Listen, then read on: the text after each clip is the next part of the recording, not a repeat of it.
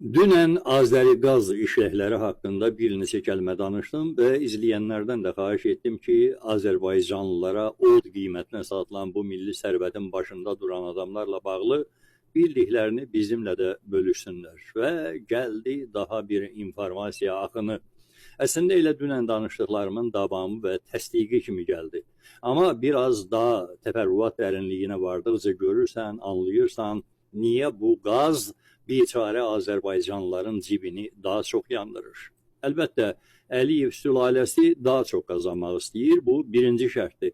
Ona qədər də onun qulbeçələri bütün fırıllaqlardan və yaramazlıqlardan istifadə edirlər ki, üstündə oturduqları sərvətin nə qədər istisi varsa öz canlarına çəksinlər, tüstüsünü, külünü də sırısınlar bədbəxt Azərbaycanlılara. Niyə qaz xərcləri bu qədər baha başı gəlir sualının bir cavabı hakim ailənin intihasız tamahıdırsa, o biri cavabı da bu sülalənin idarə etməyə yeritdiyi kaftar sürüsünün idarə olunan tamah dərəcələrinə bağlıdır. Azəriqazın əvvəlki rəisi Ruslan Əliyev işdən çıxanda ötən il onun yerinə gələn Azər Məmmədova tövsiyə ediblər ki, Cahid Hüseynovla koordinasiyalı işləsin. Bunu dünən də dedim. Dünən onu da dedim ki, bu Azəriqazda dördlük sistem var. Nail Abdullayev, Cahid Hüseynov, Namik Məmmədov və başda da yeni rəis Azər Məmmədov. Cahid Hüseynov rəis müavinin Nail Abdullayevin konsultantı və kombinatorudur. Namik Məmmədov da Cahidin əlavəsi kimi fəaliyyət göstərir. Hələ Ruslan Əliyevin zamanında onlar Cahid Hüseynovla birlikdə böyük bir panik şitillik düzəldiblər Salyan tərəfdə. Ailə təsərrüfatı yaradıblar və təbii ki, bu istixananın qazı dövlət hesabına da deməyim, sonradan yerli abunəçilərin boyuna yükləmək şərti ilə sol xətlərdən axır.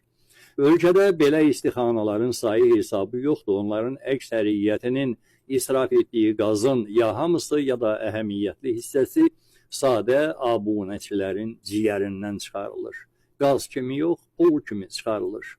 Ailə təsərrüfatı demişkən, Namik Məmmədovun da özünün ayrıca Azəriqaz ailə təsərrüfatı var. Bir oğlu Kamil Məmmədov Sokarda baş mühəndisdir. Oğlunun həyat yoldaşı və digər oğlu Taliq Məmmədov da Azəriqazda işləyirlər. Kamil Məmmədov, yəni Namik Məmmədovun bir oğlu, həm də Azəriqazda böyük sayğacların kurasiyasını həyata keçirir.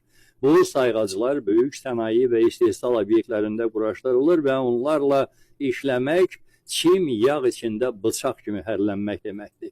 Yəni sayğacların geri çəkilməsi əməliyyatları bəzən Babat və böyük bir kəndin qaz məsrəfi qədər fayda yaradır. Bu pulu isə Azəriqaz dördlüyü öz aralarında paypuş edirlər. Rang dərəcələri üzrə uyğun proporsiyada bölmək şərti ilə. Məsələn, bir faktı deyim, ötən il Lənkəran Cəllabad zonasında iri sayğaclarla bağlı əməliyyat qazanclarına görə regiondakı qaz abunəçilərinin boynuna ən azı 7 milyon manat yükləyiblər. Yazıq əhali də xırda-xırda, xəlvət-xəlvət gileylənir özü üçün, azacıq tərpəşəndən sonra başını aşağı salıb gedir, qazın kövrək alovlarını seyr etməyə. Təbii ki, bütün iri buynuzlu dövlət məmurlarında olduğu kimi Namik Məmmədovun da oğlanları hərbi xidmətdə olmayıblar. Bu, onların işi deyil. Vətəni qorumaq kimlərinsə başqalarının, vətəni soymaq da bir başqalarının alın yazısıdır. Azəriqazda çox böyük bir korpusu da müqaviləli işçilər təşkil edir. Bunlar da bilirsiniz də İlham Əliyevin işsizliyin ləğv edilməsi siyasəti üzrə müxtəlif idarə və təşkilatlara süni olaraq qeyri-funksional şəkildə yerləşdirilmiş adamlardır. Bu, əsl cənnət situasiyasıdır.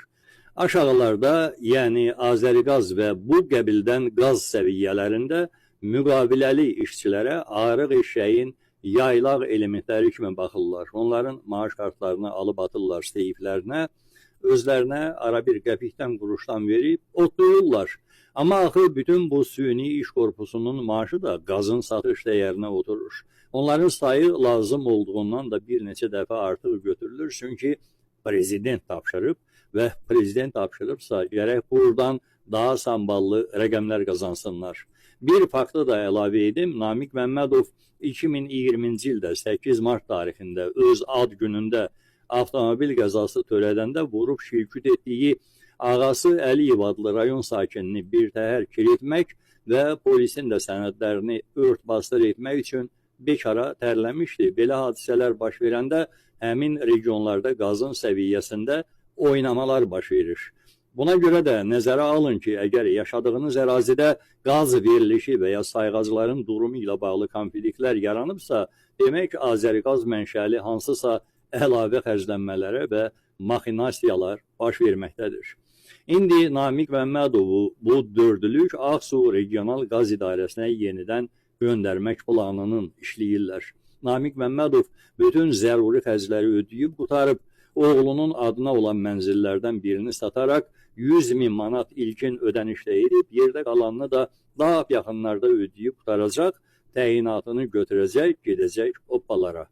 Amma onun funksiyası dəyişməyəcək. Regional idarələrin rəisləri ilə daha yaxın olacaq. Onların elə bu vaxta qədər də aylıq haqlarının toplanıb rəhbərliyin hüzuruna təqdim edilməsinə necə baxırdısa, eləcə də baxacaq və daha yaxından təqib edə biləcək situasiyanı. Plan budur.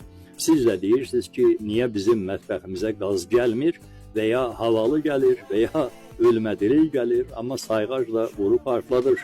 Partlatmasın, neynəsin? Bu ölkədə qızdırılması vacib olan başqa mətbəxlər var. Vətəndaşlar isə yoxdur bu siyahıda, çünki vətəndaşlıq yoxdur. Vətəndaşlıq vəziyyəti it günündədir.